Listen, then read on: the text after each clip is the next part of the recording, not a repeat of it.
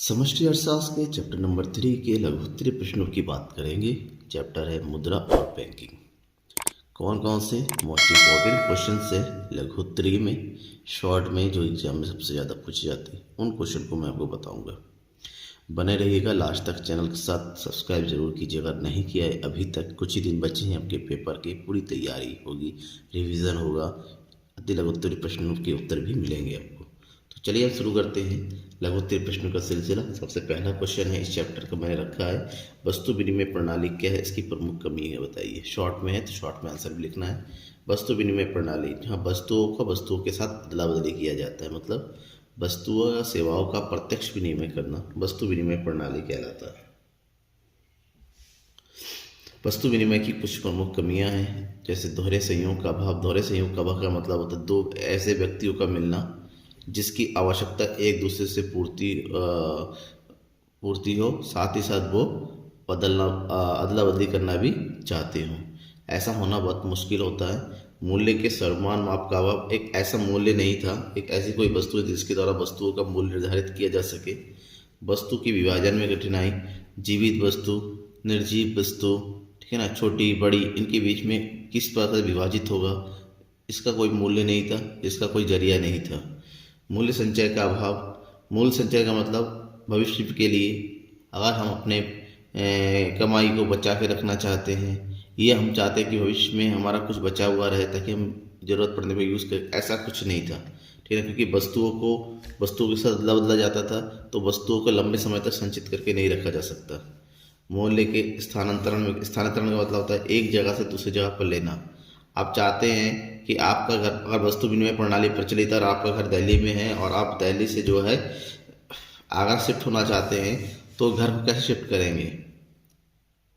तो आपको एक ऐसे आदमी को ढूंढना पड़ेगा जो आगरा से दिल्ली जाना चाहते हो और उसके बाद भी आपकी तरह ही घर हो, ठीक ना। तो ऐसे में मूल्य का हस्तांतरण करना है, आप जगह बदलना चाहते हैं तो यहाँ पर भी प्रॉब्लम आ जाती है। नेक्स्ट क्वेश्चन, मुद्रा किसे कहते हैं, मुद्रा के कार्यों को लिखिए। मुद्रा क्या है? मुद्रा एक ऐसी वस्तु है जिसका प्रयोग करके हम वस्तु को खरीदते एवं बेचते हैं। मुद्रा एक ऐसी वस्तु है जो सरकार के द्वारा मान्यता प्राप्त है। मुद्रा एक ऐसी वस्तु है जो सबके द्वारा समान रूप से स्वीकार किया जाता है।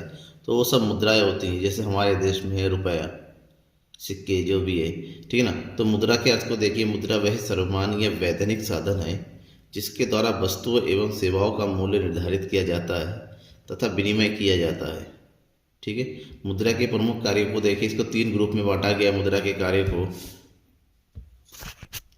पहला है मुद्रा के मुख्य कार्य, जिसके अंतर्गत 2 कार्य हैं, विनिमय का माध्यम और मूल्य का सामान्य माप। विनिमय के माध्यम का मतलब मुद्रा के द्वारा ही क्रय विक्रय किया जाता है, और दूसरा मुद्रा के द्वारा है वस्तुओं का मूल्य निर्धारित किया जाता है, जिसको सभी लोग स्वीकार करते हैं। अगर आपके यहाँ पर कोई पेन 10 रुपये का है, पूरे भारत में वो पेन 10 रुपये का ही मिलेगा, तो ये क्या मूल्य का सामान्य मापक। दूसरा मुद्रा के गौण कार्य, इसमें 3 कार्य आते हैं। भावी भुगतान का आधार, यानी कि आप चाहें आज खरीदते हैं, उसका भुगतान इन फ्यूचर में किया जा सकता है क्योंकि मुद्रा के द्वारा ये संभव हो पाया है।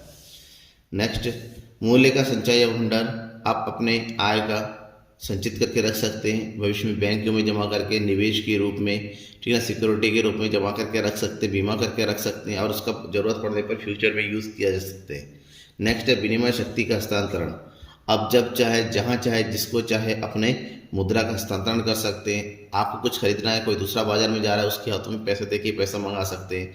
आप अपना घर बेच के कोई दूसरी जगह शिफ्ट करना चाहते हैं, वो कर सकते हैं। यानी कि मुद्रा के द्वारा जो वस्तु विनिमय की प्रमुख कठिनाई थी हस्तांतरण की, वो सॉल्व हो गया है। अब मुद्रा के दूसरे कार्य है, मुद्रा के द्वारा साख का निर्माण होता है, यानी कि उधार क्रय विक्रय बढ़ती है।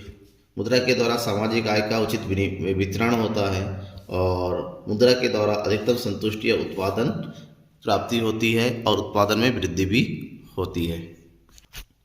नेक्स्ट क्वेश्चन है, भारत में मुद्रा पूर्ति की वैकल्पिक परिभाषा क्या है? ये भी इसको यूँ भी देख सकते हैं, भारत में मुद्रा पूर्ति किसे कहते हैं, या फिर मुद्रा पूर्ति को आप क्या समझते हैं।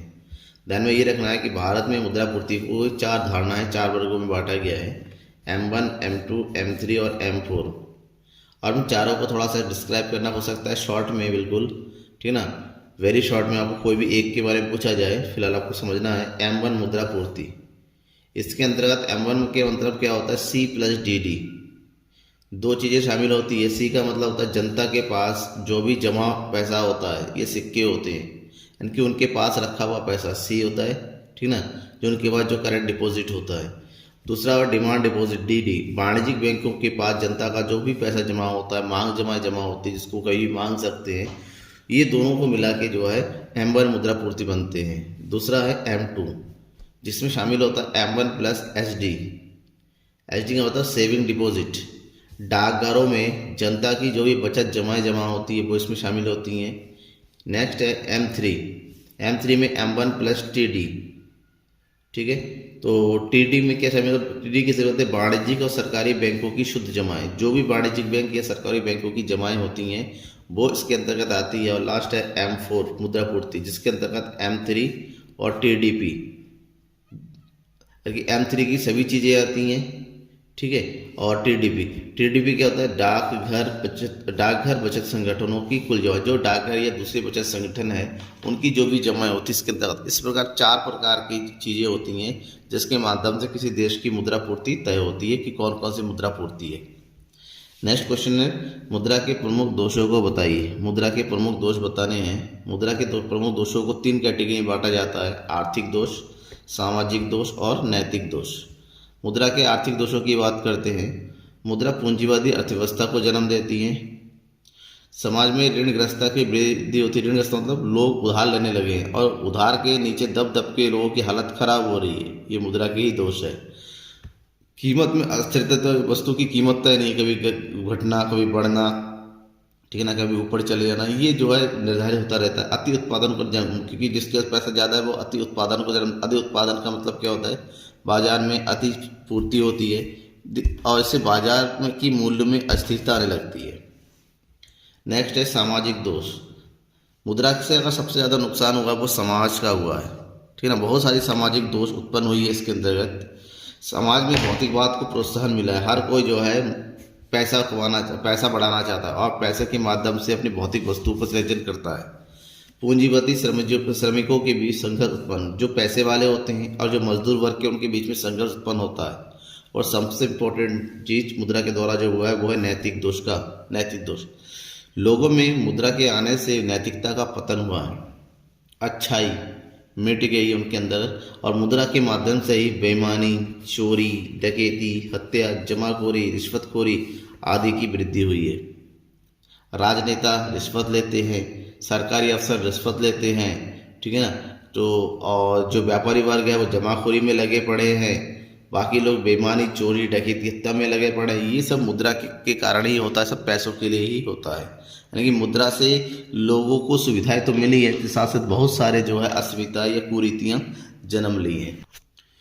नेक्स्ट क्वेश्चन है, कई बार एग्जाम में पूछा गया है, मुद्रा गुणक क्या है, इसकी गणना कैसे की जाती है। उदाहरण देखिए 2 प्रकार के गुणक हैं, एक है निवेश गुणक, एक है मुद्रा गुणक। निवेश गुणक इसके बाद वाले चैप्टर में आएगा, ये मुद्रा गुणक है। मुद्रा गुणक को मुद्रा के स्टॉक और उच्च शक्ति मुद्रा स्टॉक के बीच अनुपात के रूप में परिभाषित किया जाता है। अब उच्च शक्ति मुद्रा एक वर्ड आया, इसको मैं समझा दूं। उच्च शक्ति मुद्रा क्या होता है। उच्च शक्ति मुद्रा का मतलब ऐसी मुद्राएं होती हैं जिसको जो RBI या फिर केंद्रीय बैंक के द्वारा इशू किया जाता है, जिसमें सारे नोट और सिक्के शामिल होते हैं, ठीक है।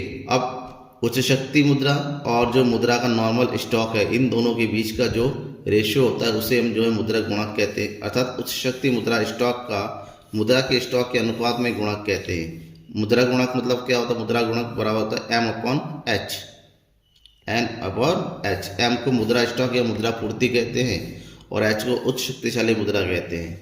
ऐसे में जो M मुद्रा का स्टॉक निकालने का तरीका क्या होता है, CU + DD। CU का मतलब होता है चलन, जितनी भी चलन मुद्रा बाजार में है, और DD का मतलब मांग जमा है, जितनी भी बैंकों वगैरह में जमा हुए पैसे हैं। या फिर इसका दूसरा फार्मूला होता है 1 + CDR/DD। यहाँ पर CDR का मतलब होता है CU/DD, ठीक है। तो ये इसका फार्मूला होता है मुद्रा गुणक ज्ञात करने का। नेक्स्ट क्वेश्चन है, मुद्रा विनिमय का माध्यम है, स्पष्ट कीजिए। मुद्रा विनिमय का माध्यम है किस प्रकार से। आधुनिक युग में मुद्रा ही विनिमय का माध्यम। देखते हैं आजकल में मुद्रा के द्वारा हर चीज़ होता है, क्रय विक्रय करना हो तो, कुछ भी करना हो तो पैसे की जरूरत होती है। इसको निम्न तरीके से समझा सकता है, मुद्रा ने वस्तु विनिमय की प्रणाली के दोषों को दूर करके विनिमय को सुगम बनाया है, क्योंकि मुद्रा के द्वारा जो विनिमय करना सबसे आसान है। मुद्रा के कारण भावी सौदे संपन्न होते हैं। आपके पास आज पैसे नहीं, आज खरीद लेकिन फ्यूचर में पेमेंट कर सकते हैं। मुद्रा के द्वारा ही बड़े पैमाने पर उत्पादन संभव हो पाया है।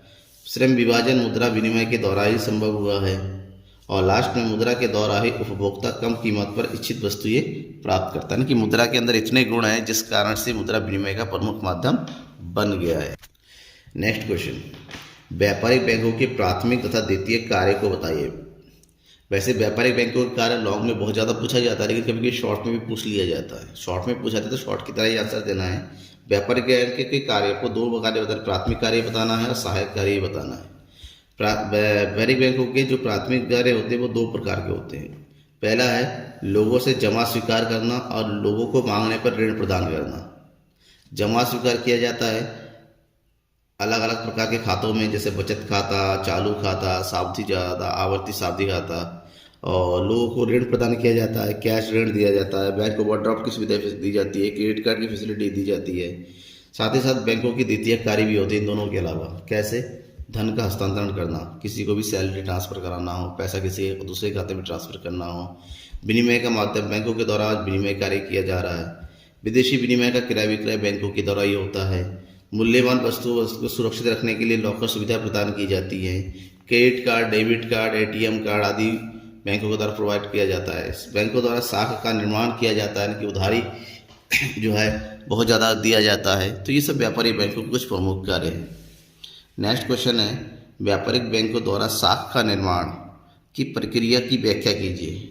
व्यापारिक बैंकों के द्वारा साख का निर्माण कैसे किया जाता है? किसी भी देश में जो साख का निर्माण होता है, साख मतलब उधारी, वो व्यापारिक बैंकों का द्वारा किया जाता है।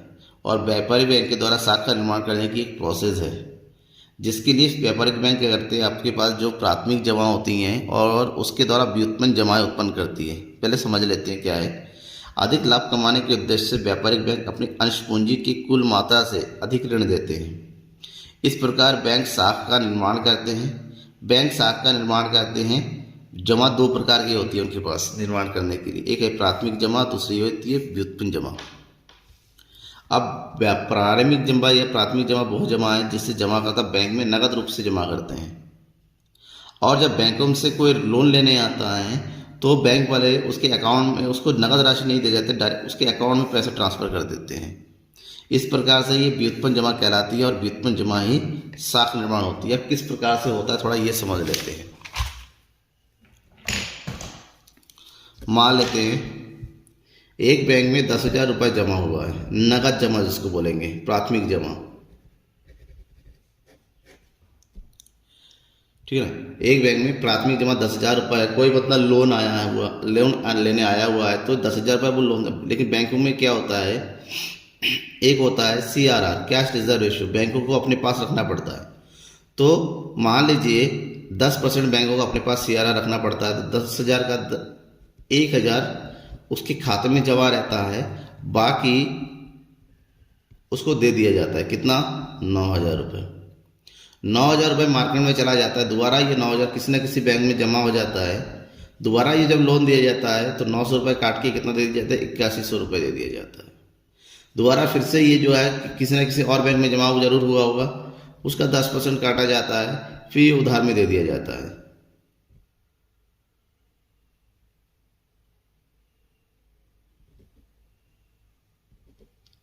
ठीक है, इस तरीके से देखिए जमा कितना हुआ था, केवल 10,000 शुरुआत में, और 10,000 रुपये मार्केट में घुमा। व्युत्पन्न जमा कितनी हो गई? 9 8 17 7 24। बैंक के पास अभी भी कितना रुपए जमा रखा हुआ है? 2710 रुपये। और टोटल जमाएं कितनी हुई हैं?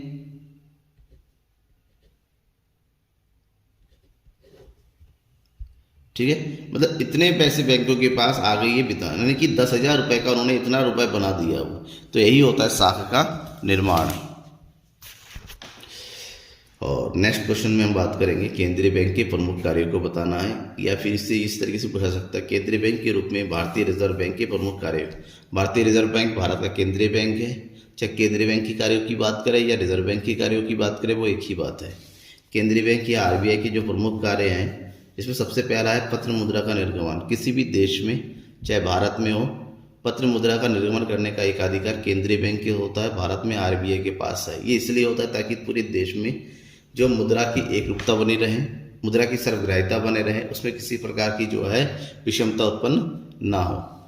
दूसरा सरकार का बैंक है। जिस प्रकार से व्यापारिक बैंकों में सामान्य जनता का बैंक होता है, व्यापारी बैंक से जमा स्वीकार करते हैं, लोन देते हैं, वित्तीय सहायता प्रदान करते हैं, उसी प्रकार से केंद्रीय बैंक के पास सरकार का खाता होता है, चाहे वो भारत सरकार का हो या फिर राज्य सरकार का हो। और सरकार के जो पैसे होते हैं वही जमा होते हैं, पेमेंट करना होता है, आरबीआई की तरफ पेमेंट करना होता है, आरबीआई उनको लोन प्रोवाइड करती है, उनको परामर्श देती है। तो ये सब सरकार के बैंकर के रूप में कार्य करती है। बैंकों का बैंक, जिस प्रकार से केंद्रीय बैंक सरकार का बैंक होता है, उसी प्रकार से केंद्रीय बैंक देश की अन्य बैंकों का भी बैंक होता है और उनके लिए जमाए ऋण परामर्श का कार्य करती हैं। विदेशी विनिमय दर का स्थिर रखना केंद्रीय बैंक का एक सबसे इम्पोर्टेंट कार्य होता है कि वह रिजर्व बैंक जो है देश में विदेशी विनिमय दर को स्थिर रखे।